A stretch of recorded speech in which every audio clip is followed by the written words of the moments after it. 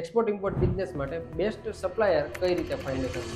પહેલો પોઈન્ટ છે define your requirement. સૌથી પહેલા બાયરે તમને જે રિક્વાયરમેન્ટ આપેલી છે એને પ્રોપર રીતે રીડ કરો અને પ્રોપર રીતે પહેલા સમજી લો. જેમ કે એનું પેકેજિંગ છે, પેમેન્ટ ટર્મ્સ કઈ રીતે છે, એની ડિલિવરી ટર્મ્સ કઈ રીતે છે, તે બધું કઈ રીતે છે તે પહેલા પ્રોપર સમજી લો. બીજો પોઈન્ટ આવશે વિઝિટ યોર પર્ટિક્યુલર માર્કેટ. જો તમારે ડાયમંડ એક્સપોર્ટ કરવા છે તો તમારે સુરતની મુલાકાત લેવી જરૂરી છે. એના સિવાય માર્બલ એક્સપોર્ટ કરવો છે તો તમારે રાજસ્થાન જવું પડશે. પ્રોડક્ટની એક બેસ્ટ માર્કેટ હોય છે એ તમારે વિઝિટ કરવી ખૂબ જરૂરી છે. ત્રીજો પોઈન્ટ આવશે ટ્રેડ ફેરની વિઝિટ કરવી. જો તમારી ઇન્ડસ્ટ્રીના એક્સપો થતા હોય, ડોમેસ્ટિક એક્સપો પણ થાય છે અને ઇન્ટરનેશનલ એક્સપો થાય છે, તમારે બને ત્યાં સુધી પહેલાં તો ડોમેસ્ટિક એક્સપો કવર કરવાના રહે છે. ત્યાં તમને એક બેસ્ટ ક્વોલિટીનો સપ્લાયર મળી જાય છે.